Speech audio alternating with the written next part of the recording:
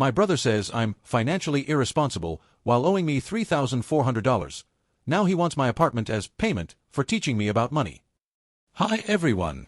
Today's story will blow your mind, but really quick, if you enjoy this content, hit that subscribe button. Channel's been a bit quiet lately, and your support keeps it all going. Let's jump in. I, 29M, need some perspective on whether I'm going crazy or if my brother David, 31M, is actually as manipulative as I'm starting to believe. This situation has been escalating for months, and I'm at my wit's end trying to understand his logic. For context, I work as a software engineer and have been fortunate enough to save a decent amount over the past few years. I live in a nice 2-bedroom apartment downtown that I've been renting for 3 years. It's nothing extravagant, but it's comfortable and in a good location near my office. David works in retail management and has always struggled financially, partly due to some genuinely bad luck and partly due to what I now recognize as poor financial decisions. The pattern started about 8 months ago when David asked to borrow $500 for car repairs. I didn't hesitate. He's my brother, and I had the money. He promised to pay me back within a month. When the month passed, he asked for another $300 for unexpected bills.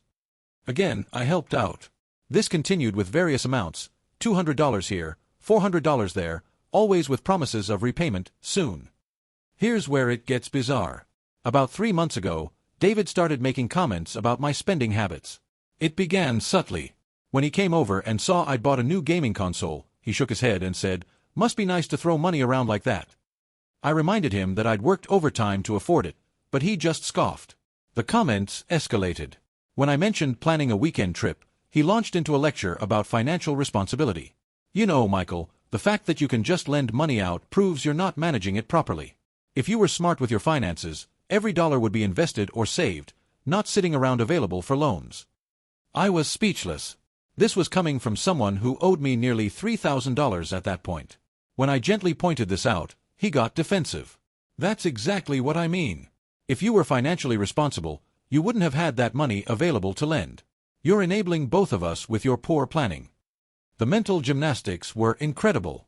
According to David, my ability to help improved. I was bad with money. He started critiquing everything. My apartment, why do you need 2 bedrooms when you live alone? My car, a used Honda would work just as well as your Mazda. Even my grocery choices, name brand cereal? Really? Last week, things reached a new level. David came over, ostensibly to discuss a repayment plan. Instead, he sat me down for what he called an intervention. "Michael, I've been thinking a lot about our situation," he began, using his management voice. "I realize now that by borrowing money from you, I've been enabling your irresponsible lifestyle." I almost laughed, thinking he was joking. He wasn't. "Look at this place," he continued, gesturing around my apartment. 2 bedrooms, nice furniture, downtown location. You're living beyond your means. The fact that you have money to lend proves you're not budgeting correctly. A responsible person would have every penny allocated." I tried to interject, explaining that I budget carefully, save 30% of my income, and the money I lent him came from my emergency fund, which I was now regretting dipping into. "Emergency fund?" He shook his head condescendingly. "If you managed your money properly, you wouldn't need an emergency fund. You'd have proper insurance and credit for real emergencies. That money should be invested." The conversation devolved from there. He suggested I should move to a studio apartment in a cheaper area, sell my car and use public transit, and stop living like you're rich when you're not. When I asked about the money he owed me, he said we'd discuss it after you get your finances in order. I'm genuinely confused and frustrated. Am I missing something here? How did I become the financially irresponsible one in this scenario? His logic seems completely backwards, but he's so confident in his assertions that I'm starting to question myself.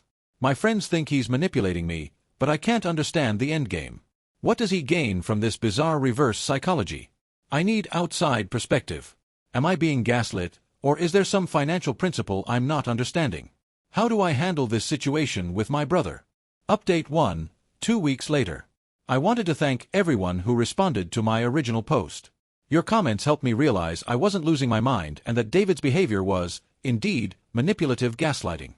I took your advice and started documenting everything, including creating a spreadsheet of all the loans with dates and amounts.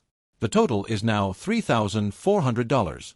Unfortunately, things have escalated in a way I didn't anticipate.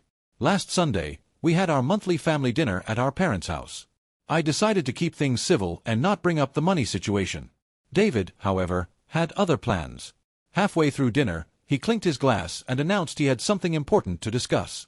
My stomach dropped as he launched into what can only be described as a presentation about financial responsibility in the family.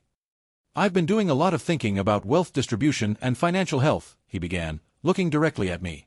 "And I've come to realize that our family has an unhealthy dynamic that's preventing all of us from reaching our full potential." My mother, Patricia, looked confused. "What do you mean, honey?" David smiled sympathetically. "Well, Mom, let me ask you this. Have you ever wondered why Michael has so much money to throw around while I'm struggling to make ends meet?" I tried to interrupt, but he held up his hand. "Please, let me finish. The issue isn't that Michael makes more money, that's fine. The issue is that he hoards it instead of investing it properly. Did you know he's been lending me money?" My parents looked at me, surprised. We'd never discussed the loans because I didn't want to embarrass David or cause family drama. "The fact that Michael can lend money so easily proves he's not managing it responsibly," David continued. "Think about it. Warren Buffett doesn't have thousands of dollars just sitting around to lend. Every penny is invested, working for him. Michael's liquid cash is a sign of financial immaturity." My father, Richard, frowned. "But David, if he's lending you money, doesn't that mean—" "That's exactly my point," David interrupted. "I've realized that by accepting these loans, I've been enabling his poor financial habits. It's like buying alcohol for an alcoholic. I'm helping him avoid facing his money management issues." The room was silent. I could see my parents trying to process this logic. My younger sister Jennifer caught my eye and mouthed, "What the fuck?" David wasn't done. "Michael lives in a 2-bedroom apartment downtown. Alone. He drives a car that's only 5 years old. He takes vacations. Meanwhile, I'm living paycheck to paycheck in a modest 1-bedroom, driving a 15-year-old car, never taking time off. Who's really being responsible here?" My mother, always the peacemaker, tried to find middle ground. "Well, David, people have different priorities." "No, Mom, this is about more than priorities. This is about family. Michael's hoarding of wealth is creating an unhealthy dynamic. If he truly cared about the family's overall well-being, he'd downsize his lifestyle and invest that money properly. The fact that he can lend me $3,000 without blinking proves he has too much." I finally found my voice. "David, you borrowed that money. You came to me in need, and I helped you. How does that make me irresponsible?" He gave me a pitying look. "The very fact that you see it that way shows how deep your issues go. A financially responsible person would have had that money tied up in investments, unavailable for impulsive lending. You're essentially keeping cash under your mattress, Michael. It's primitive." Jennifer spoke up. "This is insane. David, you're literally arguing that Michael is bad with money because he was able to help you when you needed it. Do you hear yourself?" David's face darkened. "I don't expect you to understand, Jen. You're still in college. But when you enter the real world, you'll see that true financial responsibility means every dollar has a purpose. Emergency funds are for people who don't plan properly. Lending money is for banks, not brothers." The dinner ended awkwardly, with my parents clearly confused and uncomfortable. As we were leaving, my father pulled me aside. "Michael, is everything okay?" This whole conversation was strange. I gave him a brief rundown of the situation, including the loans and David's recent behavior. My father's face went through several emotions: surprise, confusion, and finally, anger. "So he owes you $3,400 and is trying to convince us that you're the one with money problems," he summarized. "That's exactly what's happening," I confirmed. My father shook his head. "I've seen a lot in my years, but this is a new one. Be careful, son. I don't know what David's playing at, but this isn't normal." Since that dinner, David has been texting me articles about lifestyle inflation and the danger of liquid assets. He's also started a family group chat where he shares financial wisdom, most of which centers around the idea that having available money is a sign of poor planning. My sister texted me privately, "Is David having some kind of breakdown? This is genuinely concerning." I'm starting to wonder the same thing. This has gone beyond simple manipulation into something almost delusional. He genuinely seems to believe his own rhetoric, and he's trying to recruit our family into his backwards worldview. I've stopped responding to his messages, but I'm worried about what his next move might be. Several of you warned me that this kind of behavior escalates, and you were right. I just never imagined he'd try to turn our family against me in such a bizarre way. I'm meeting with a lawyer this week to discuss my options for recovering the money. I've also started looking into tenant laws in case David tries to force his way into my apartment, which several of you warned might happen. We'll update again if anything significant happens. Update 2, 1 month later. The situation with David has taken such a surreal turn that I almost didn't want to post this update. But I committed to keeping you all informed, and honestly, I need to document this insanity somewhere. After my last update, I followed through with the lawyer consultation. She drew up a formal demand letter for the $3,400, which I had delivered to David via certified mail. His response was, "Not what I expected." 3 days after receiving the letter, David showed up at my apartment with a manila folder and what I can only describe as the energy of a door-to-door salesman who believes he's about to change your life. "Michael," he said brightly when I reluctantly let him in. "I'm so glad you're taking this seriously. I've prepared something that I think will resolve everything." He sat down at my dining table and spread out several printed documents. I recognized some of them. They were the text messages where I'd agreed to lend him money. "I've been doing a lot of research," he began, "and I've discovered something fascinating. Did you know that in many cultures, charging interest on loans to family members is considered morally wrong?" I stared at him. "David, I never charged you interest." "Exactly." He beamed like I'd just proven his point. "Which brings me to my proposal. You see, while you didn't charge monetary interest, you've been collecting something far more valuable, psychological interest." I felt like I'd entered an alternate reality. Psychological interest. He nodded enthusiastically. "Every time you lent me money, you gained power over me. You became the responsible brother, the successful one, the provider. That psychological superiority you've been enjoying? That's worth far more than any financial interest." He pulled out a document he'd apparently created himself, titled Reconciliation of Debts, Financial versus Psychological. "I've calculated the value of the psychological benefit you've received from our arrangement," he continued. "The self-esteem boost, the family status, the moral high ground, I've assigned monetary values to each." The document was insane. He'd literally created line items like, "Feeling of superiority at family dinners. $50 per dinner x 8 dinners equals $400. Self-esteem from being the successful brother. $100 per month x 8 months equals $800. Story to tell friends about helping family, $200, one-time value. A moral high ground in arguments. $75 per argument x 6 arguments equals $450. The list went on. His total psychological benefit came to $4,100. "As you can see," he said proudly, "you actually owe me $700. But I'm willing to call it even." I was speechless. Jennifer, who'd been texting with me about the situation, had warned me he might try something crazy, but this exceeded all expectations. "David," I finally managed, "this is not how loans work. You can't just invent a new form of currency and declare the debt paid." His expression turned serious. "Michael, I'm trying to help you see the bigger picture here. Your attachment to money is unhealthy. The fact that you're so focused on getting back exactly $3,400 shows how much power money has over you."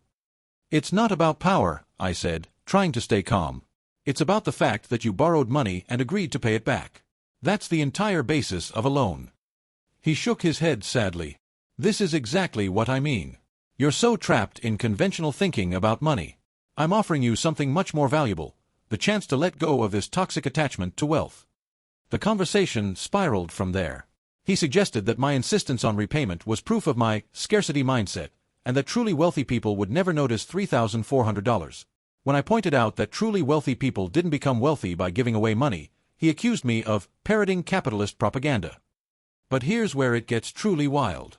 As he was preparing to leave, having failed to convince me of his psychological interest theory, he turned back with one final gambit. "You know, Michael, I've been thinking about your apartment situation." My blood ran cold. Several commenters had warned this might be coming. "What about my apartment?" I asked carefully. "Well, you're clearly struggling with some deep-seated issues around money and possessions.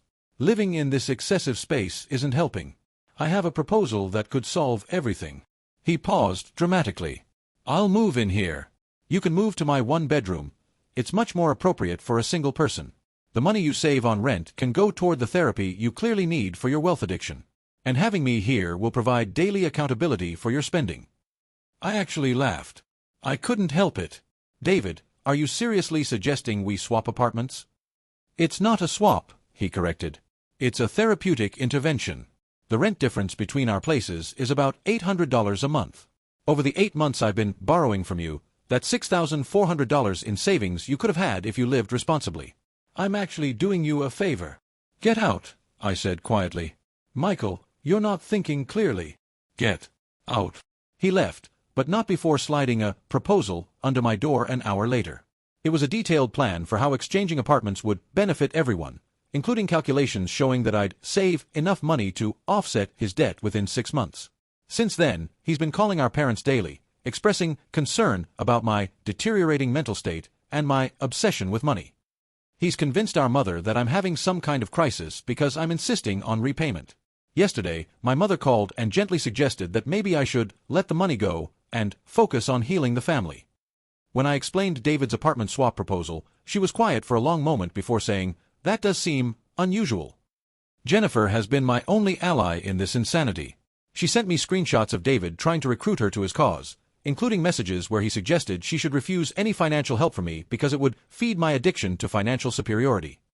I've now officially filed a small claims court case. My lawyer says David's psychological interest defense won't hold up in court, but warned me to be prepared for more bizarre behavior as the court date approaches. I'm also taking security seriously. I've installed a Ring doorbell, changed my locks, and notified my building management about the situation. The last thing I need is to come home and find David has somehow moved himself in. This whole situation has gone from frustrating to surreal to genuinely concerning. I don't know if David is having some kind of breakdown or if this is calculated manipulation taken to an extreme level. We'll update after the court date or if anything else significant happens. Update 3, 6 weeks later. I need to start this update with what happened at the small claims court hearing, because it sets the stage for everything that followed. David showed up to court in a full suit, carrying a briefcase and looking every inch the professional businessman. I almost didn't recognize him. He's never dressed that formally in his life.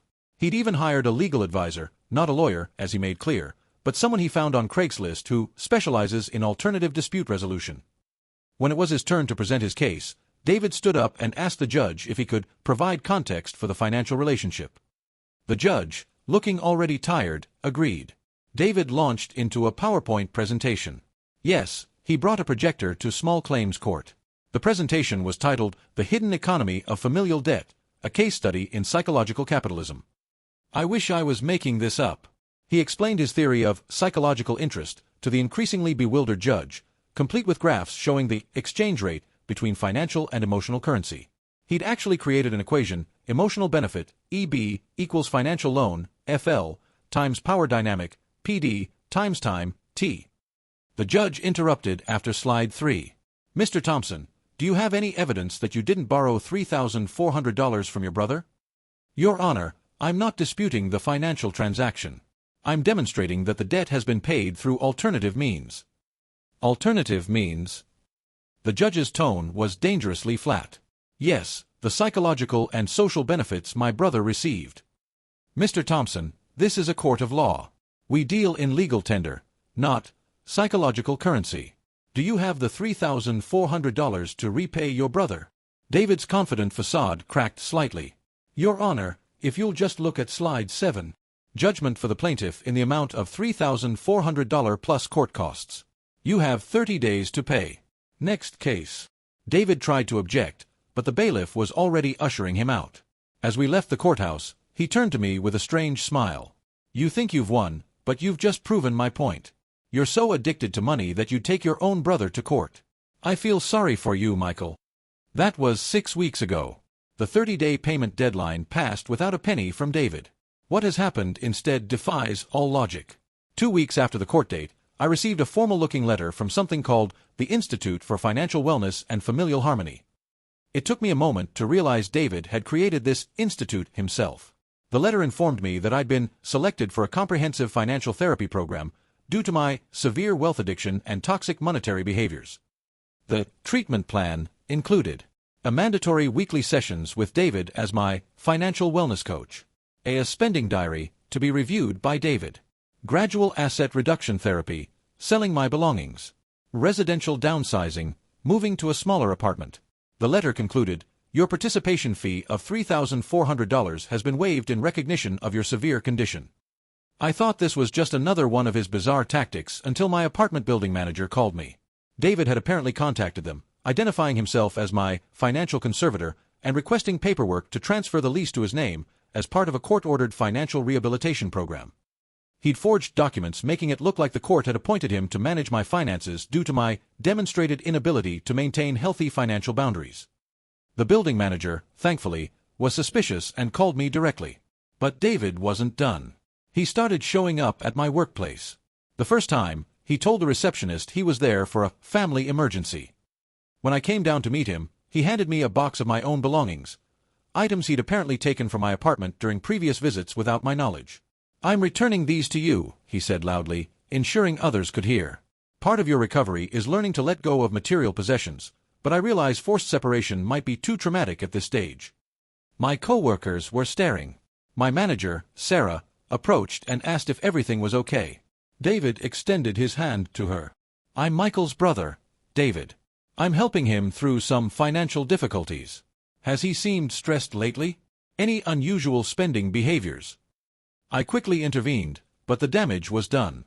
David managed to plant seeds of doubt about my mental state and financial stability. He showed up twice more before building security banned him, each time making sure to mention my condition within earshot of colleagues. The harassment extended to social media. David created a Facebook page called Supporting Michael's Financial Recovery, where he posts articles about wealth addiction and the dangers of hoarding money. He tags our mutual friends and family members in posts expressing concern for my well-being. Sample post, Day 43 of Michael's journey, still refusing help. If you love someone with a money addiction, remember, their anger is the addiction talking. Stay strong. Hashtag financial wellness, hashtag family first, hashtag wealth addiction. My aunt called me after being tagged, genuinely worried I was having financial problems. When I explained the situation, she was horrified. But the damage to my reputation was spreading. 3 weeks ago, things escalated to a genuinely scary level. I came home to find David in my apartment. He'd convinced a maintenance worker that he was there for a family intervention and needed access for my safety. He was sitting in my living room with another stranger, a woman he introduced as Dr. Rebecca Martinez, financial wellness specialist. I later learned she was someone he met at a meditation center who believes money is energetic poison. "Michael, this is an intervention," David announced. "Your friends and family are worried about you." "What friends and family? It's just you and some random person. Dr. Martinez is here to help. She's offered to guide you through a financial detox program. The first step is admitting you have a problem." I called the police. While waiting for them to arrive, David and Dr. Martinez tried to continue the intervention, with her explaining how my aura was corrupted by monetary energy and David nodding along seriously. The police made them leave, but not before David announced loudly enough for my neighbors to hear, "We're not giving up on you, Michael. Rock bottom is just the beginning." Since then, I've had to file a restraining order, pending, warn my HR department about David's behavior, set up security cameras in my apartment, change all my locks again, make my social media profiles private, explain to numerous friends and family members that I'm not having a financial crisis. The court has issued a wage garnishment order for the $3,400, but David's retail job means it'll take months to collect the full amount. He's also filed an appeal, claiming the judge failed to consider alternative payment methods recognized in other cultures and philosophical frameworks. My sister Jennifer has been documenting everything and recently told me David tried to borrow money from her, using the same psychological interest theory. When she refused and mentioned my situation, he accused her of being infected by Michael's toxic relationship with money. My parents are finally seeing David's behavior for what it is. My father called me last week. "Son, I owe you an apology. I thought maybe there was some miscommunication, but David, something's not right. He asked your mother and me to refinance our house to liberate ourselves from equity prison. We're worried about him." But here's the strangest part. David seems to genuinely believe his own narrative. This isn't just manipulation anymore. He's created an entire alternate reality where I'm the one with problems and he's the concerned brother trying to help. Last week, I received one final letter from his institute. It informed me that since I was resistant to treatment, they were elevating my case to specialized care. The letter was signed by David as Chief Financial Wellness Officer and 3 other made-up names. I'm exhausted. I'm angry. And honestly, I'm worried about David. This has gone beyond trying to avoid paying back money. He's built an entire delusional framework to justify his behavior. I'll update once more when this all resolves, but at this point, I'm not even sure what resolution looks like. Final update, 4 months later. This will be my final update on the David situation. I've debated whether to share this because the ending is both more dramatic and more anticlimactic than anyone probably expects. First, the legal resolution. After months of wage garnishment, I've recovered about $2,100 of the $3,400. The rest is unlikely to ever be collected because David lost his job. More on that in a moment. The restraining order was granted after David violated the initial temporary order by showing up at my gym with pamphlets about financial addiction recovery. But the real story is what led to David's complete meltdown and, ultimately, to a resolution none of us saw coming. About 2 months ago, David's behavior at work apparently became increasingly erratic. He started lecturing coworkers about their toxic relationships with money and tried to implement what he called alternative compensation methods at the retail store he managed. According to Jennifer, who heard this from a mutual friend who worked there, David attempted to pay employees in life credits, essentially IOUs that could be redeemed for personal growth opportunities. When corporate found out, they immediately terminated him. Unemployed and increasingly isolated, his roommate moved out after David tried to pay rent in mindfulness sessions. David doubled down on his institute idea. He rented a small conference room at a community center and announced a seminar, Breaking Free from Financial Prison, The Revolutionary Truth About Money. My father attended without telling anyone. He said about 12 people showed up, mostly confused elderly folks who thought it was a legitimate financial planning seminar. David spent 2 hours explaining his theories about psychological currency, the evils of traditional money, and how I was patient zero in an epidemic of wealth addiction. At one point, according to my father, David broke down crying, saying I had rejected his help and chosen money over family. The seminar ended when the community center staff shut it down after participants complained. 2 weeks later, I received a call from my mother at 3 a.m. David had been hospitalized after what appeared to be a severe panic attack. When I arrived at the hospital, despite everything, he's still my brother. I found him in a psychiatric hold. The psychiatrist, Dr. Williams, explained that David had been brought in by police after being found at a bank, trying to convince customers that money was a shared delusion and offering to liberate them from their accounts. He'd apparently been awake for several days straight, surviving on energy drinks and his own adrenaline. This is where things get complicated and, honestly, where my anger started to shift to concern. During his psychiatric evaluation, David was diagnosed with bipolar I disorder, currently in a manic episode. The psychiatrist explained that his grandiose thinking, the elaborate schemes, the absolute conviction in his irrational beliefs, all classic symptoms. Looking back, the signs were there. The periods of depression David had always attributed to financial stress. The times he'd suddenly have grand business ideas that never materialized. The way he could go from barely functioning to unstoppably energetic. We'd always just thought of him as moody and impractical. David spent 3 weeks in inpatient treatment. When he was stabilized on medication, the difference was stark. The first time I visited him after he'd been properly treated, he looked at me with clear eyes and said, "Michael, what the fuck did I do?" The next hour was one of the most difficult conversations I've ever had. David, now lucid and horrified, listened as I explained everything.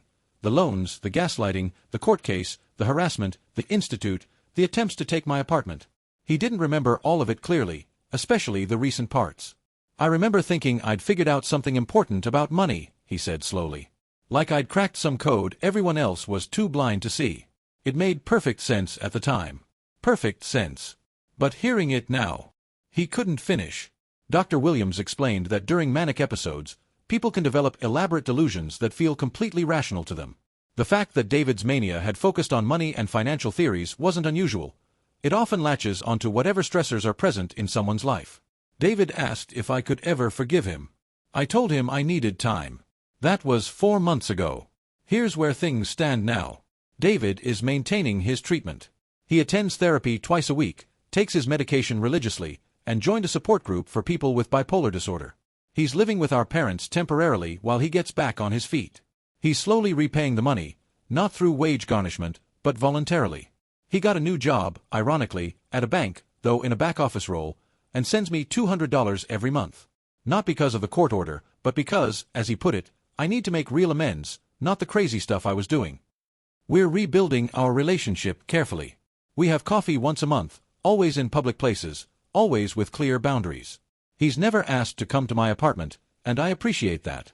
He's also written apology letters to everyone he involved in his schemes, our parents, Jennifer, my co-workers he could track down, even the judge from small claims court. The Institute for Financial Wellness and Familial Harmony website has been taken down. The Facebook page deleted. All the documents destroyed. David jokes darkly that he could probably write a hell of a psychology paper on financial delusions now, but his therapist has advised him to avoid fixating on that period. Jennifer has been amazing through all of this. She's been researching bipolar disorder, attending family support meetings, and helping bridge the gap between David and me. She pointed out something that's helped me process this. He was sick, Michael. The disease took his existing personality traits, his competitiveness with you, his financial stress, his tendency to overthink, and twisted them into something monstrous. My parents have been going to therapy too, processing their guilt about missing the signs. My mother especially beats herself up about the times she dismissed David's behavior as just David being David. As for me, I'm in therapy too. Not for wealth addiction, but to process the trauma of being gaslit, harassed, and betrayed by someone I love. To work through the complicated feelings of anger at David and relief that there's a medical explanation. To figure out how to have a relationship with my brother while protecting myself. The money, ironically, has become the least important part of this story. I'll probably never see the full $3,400, and I'm okay with that. What matters more is that David is getting help, that our family is healing, and that we all now know what warning signs to watch for. David sent me a text last week, saw a financial wellness seminar advertised at the library. Thought you should know I only threw up a little bit. Progress. Grinning face with sweat. It was the first time I'd laughed about any of this. I don't know what the future holds for David and me. We'll never have the easy relationship we once did. Too much has happened.